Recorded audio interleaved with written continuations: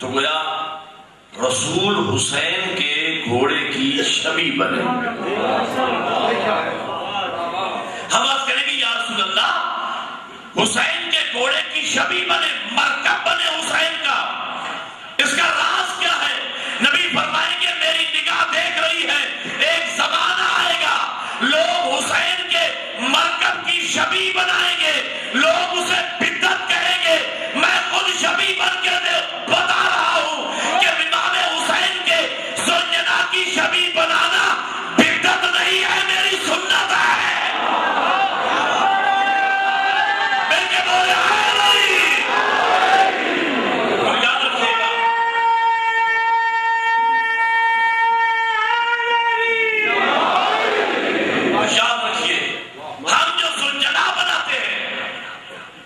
اور اسے اس کا احترام کرتے ہیں، عزت کرتے ہیں، سلام کرتے ہیں، چومتے ہیں. ہم گھوڑے کے پجاری نہیں. اور یہ میرا چیلنج ہے، میری بات ریکارڈ ہو رہی ہے. میری ملت کا 5-7 سال کا بچہ دنیا دکھا دے، دکھانے والے بندے کے ہاتھ پہ میں بیعت کروں گا کہ میری ملت کے 7-8 سال کے کسی نابالغ بچے نے تانگے میں جاتے ہوئے، گھڑ سواری میں جاتے ہوئے، نیزہ بازی میں دوڑتے ہوئے، کیٹل شو میں ناچتے ہوئے کسی منزل پہ گھوڑے کو دیکھ کے سلام کیا. بولو یار میری بات سمجھ.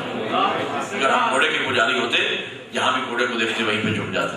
ہم نے ہر مقام پہ دیکھا، کبھی پرواہ نہ کی. پتہ چلا ہم گھوڑے کے پجاری نہیں ہیں. اور یاد رکھنا ذوالجلال پہ اعتراض کرنے والا مسلمان گھوڑے کا دشمن بھی نہیں ہے. اگر وہ گھوڑے کا دشمن ہوتا تو کیٹل شو میں ناچتے گھوڑے پہ فتوا لگا.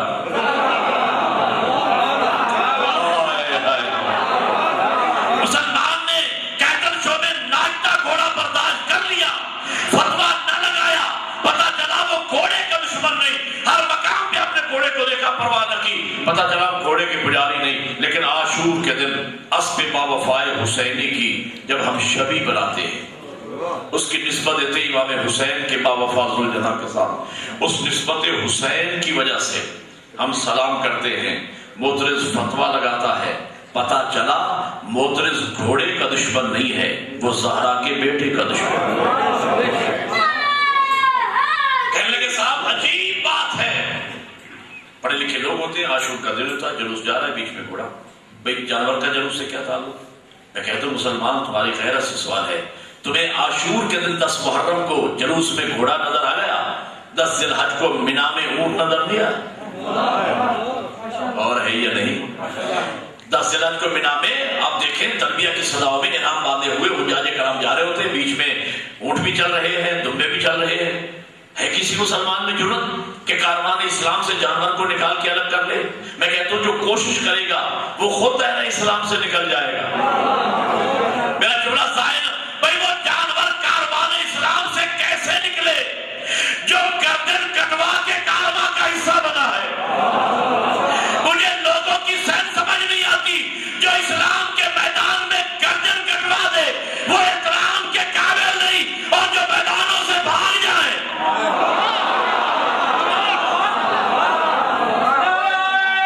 مل کے بولا ہے نہیں؟ کہنے صاحب عجیب بات ہے، جانور کا احترام کرتے ہیں.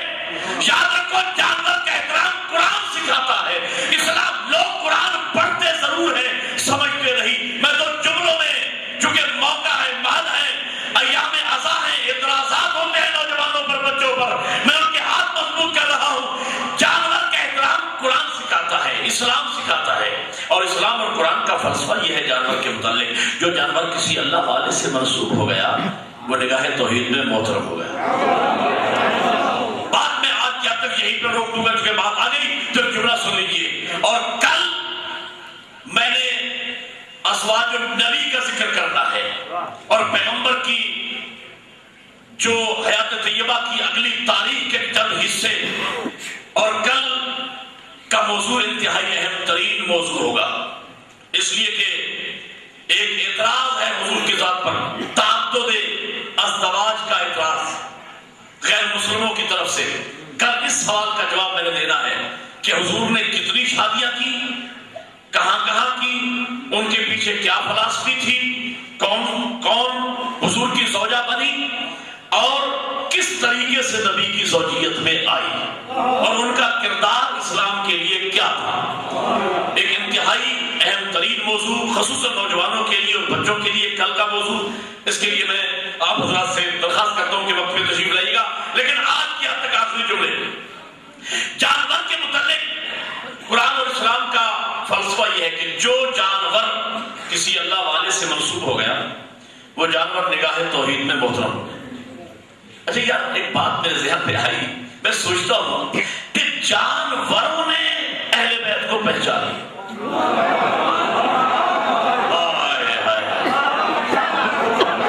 جانوروں نے اہل بیت کو پہچان لیا۔ اس کی دلیل ہے بھئی اصحاب کہف کا کتا سچوں کو پہچان گیا، اور ہے جانور ہو کے اہل بیت۔ اس کی دلیل یہ ہے کہ حضور جب مکہ سے مدینہ ہجرت کر کے آئے تو انصار کہتے تھے، ہر انصاری کہتے یا رسول اللہ میرے گھر میں، یا رسول اللہ میرے گھر میں، یا رسول اللہ میرے۔ حضور نے فرمایا کہ بھئی آپ لوگ پریشان نہ ہو، میری سواری کا جانور جس گھر میں جا کے خود بیٹھ جائے گا، خود بیٹھ جائے گا۔ کیا مطلب؟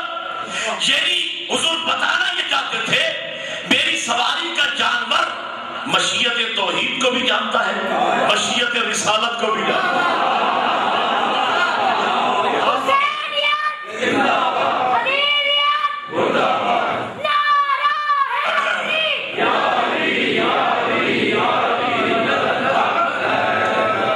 تو جانوروں میں اونٹ لمبے قد کا جانور ہے، ہمیں یہی تو دکھ ہے کہ لمبے قد کے جانور نے تو پہچان لیا، جانوروں نے پہچان لیا۔ تو میں کہنا یہ چاہتا تھا کہ جو جانور کسی اللہ والے سے منسوب ہو گیا وہ جانور نگاہ توحید میں محترم ہو گیا۔ حضرت صالح نبی کی اونٹنی نبی سے منسوب ہو گئی، نگاہ توحید میں محترم ہو گئی۔ حد ہوگی جناب اسماعیل پہ قربان ہونے والا دمبا نبی سے منسوب ہو گیا، نگاہ توحید میں محترم ہو گیا۔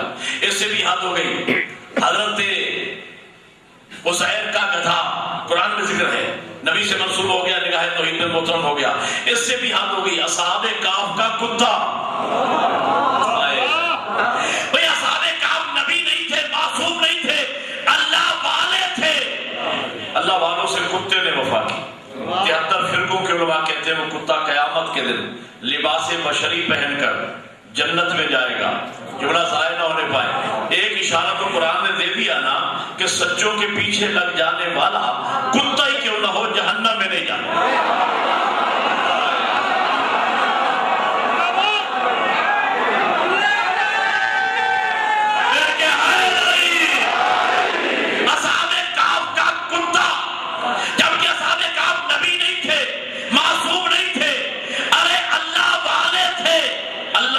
سے کتے نے وفا کی، اس کا ذکر قرآن میں ہے۔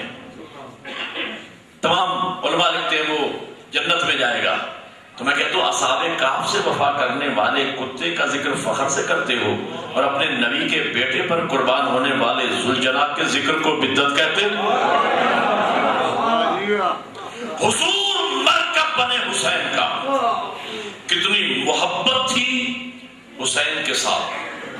ایک بڑی عجیب و غریب روایت میں نے پڑھی، میرے مولا حسین گھر میں آئے، بچپن تھا حسین کا، پیغمبر اس سے پہلے تشریف لائے اور پیغمبر نے فرمایا تھا جناب ام سلمہ سے کہ میں ذوق محسوس کر رہا ہوں، میں آرام کرنے جا رہا ہوں، اگر کوئی آئے تو کہنا کہ پیغمبر آرام فرمائے۔ تھوڑی دیر کے بعد امام حسین کیا پوچھتے نانی اماں میں آپ کے گھر میں اپنے نانا کی خوشبو محسوس کرتا ہوں۔ کہا حسین آپ کے نانا آرام فرما رہے ہیں۔ کہا اماں میں نانا سے ملو۔ کہا بیٹا حسین آپ کے نانا نے منع کیا تھا کہ اگر کوئی آئے تو کہنا کہ حضور آرام کر لیں، لیکن بچپن تھا، ناز برداری کا زمانہ حسین کا۔ کہا نانی ماں میں اپنے نانا سے ضرور ملوں گا، لیکن جناب ام سلمہ نے بچے کو روکا۔ امام حسین کے رونے کی آواز بلند ہوئی۔ پیغمبر جس طرح جاگتے ہوئے سنتے ہیں نیند میں بھی سنتے ہیں، پیغمبر کو نالائن پیغمبر نے نہیں سنبھالی، آئے حسین کو اٹھایا، سینے سے لگایا۔ کہا ام سلمہ میرا حسین کیوں رو رہا ہے؟ کہا حضور آپ نے فرمایا تھا کہ کوئی آئے تو کہنا کہ حضور آرام کر رہے ہیں۔ پیغمبر فرماتے ام سلمہ کچھ تو خیال کرو، حسین کوئی تو نہیں ہے۔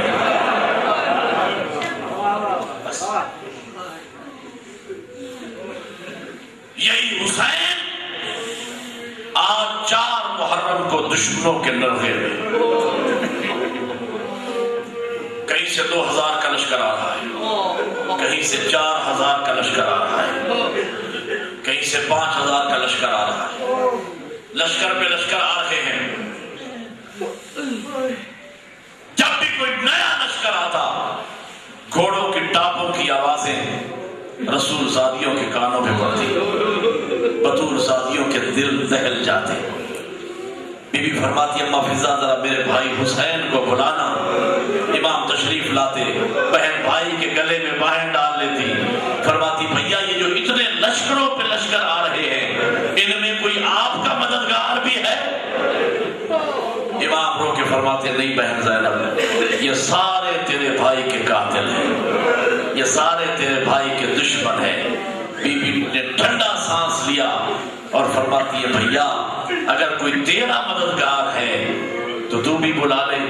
امام فرماتے بہن زینب کون اس غربت کے عالم میں میری مدد کرے گا؟ لیکن بی بی نے کوشش کی، ہو سکتا ہے میرا بھائی بچ جائے۔ فرماتی ہے حسین بھیا نام میں بتاتی ہوں، خط تو لکھ، مجھے یقین ہے ضرور آئے گا۔ امام فرماتے بہن زینب کون؟ فرمایا تیرے بچپن کا دوست حبیب ابن مزاحم ہے۔ آج کی مجلس بزرگوں کے حصے کی مجلس، نسبتاً حبیب امام حسین سے عمر میں زیادہ تھا۔ مجھے بتائیں یہ 70 سال کا بوڑھا کیا لڑتا، لیکن بہن نے چارہ کیا اگرچہ ضعیف ہے، بلا ضرور، ہو سکتا ہے کوئی بہانہ بن جائے، میرا بھائی بچ جائے۔ بہن کے کہنے پہ میرے مولا حسین نے خط لکھا۔ خط کی تحریر علماء نے عجیب بتائی کہ جب میرے مولا پہلے خط لکھتے بسم اللہ الرحمن الرحیم سے شروع کرتے، آج میرے مولا حسین تحریر کا انداز عجب ہے حسین کا، اوپر لکھتے ہیں انا للہ و انا الیہ راجعون، نیچے لکھتے ہیں یا اخ الحبیب، اور میرے بھائی حبیب تیرا حسین دشمنوں کے نرغے میں گر گیا ہے، میں بڑھاپے کے عالم میں تجھے کبھی تکلیف نہ دیتا، لیکن میں مجبور ہوں، میرے ساتھ وہ بیویاں ہیں جن کی ماں کا جنازہ رات کو اٹھا تھا، جو آج رات کو نانا کے روزے پہ آیا کرتی تھی، حبیب ہو سکے تو مجھ غریب کی مدد کو آ۔ نیچے 10 خط کیے، جب پہلے مولا دستخط کرتے لکھتے من جانب حسین ابن علی، آج اتنا غریب ہو گیا بطول کا بیٹا، لکھتے ہیں من جانب حسین ابن فاطمہ۔ عزاداروں خط کو بند کیا، قاسم کے حوالے کیا، ماتم کی تیاری کرو، جن کے مذہب میں ماتم جائز ہے۔ قاسم کے حوالے کیا، قاسم کو روانہ کیا، قاسم گھوڑا دوڑاتا ہوا کوفہ پہنچا۔ حبیب 2 روایتیں ہیں کہ ایک روایت کے مطابق بازار میں خضاب خرید کر رہا تھا، ایک روایت کے مطابق حبیب گھر میں کھانا کھا رہا تھا۔ دروازے پہ دستک دی، قاسم نے، اندر سے آواز آئی من انت علی الباب، کون ہے دروازے پر؟ قاسم نے کہا انا برید الحسین۔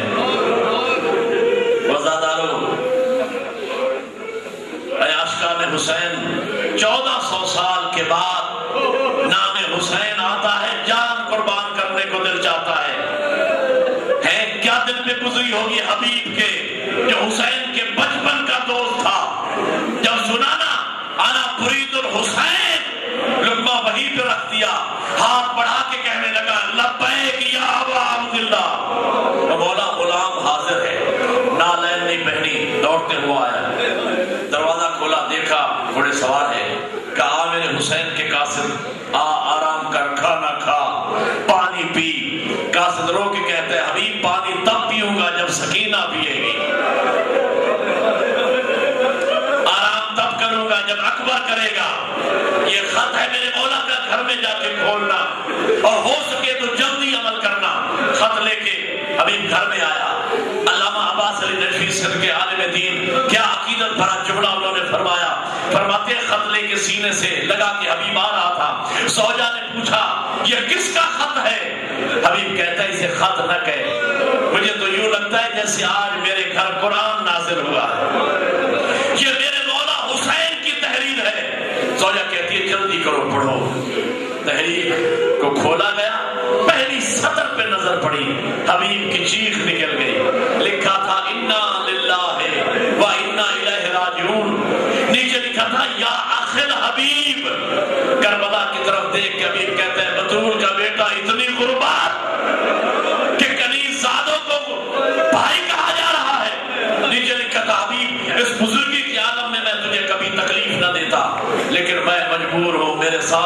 بطول زادیاں ہیں، ہو سکے تو میری مدد کو آ۔ نیچے جب دستخط پہ نظر پڑی تو حبیب روتے روتے بے ہوش ہونے لگا۔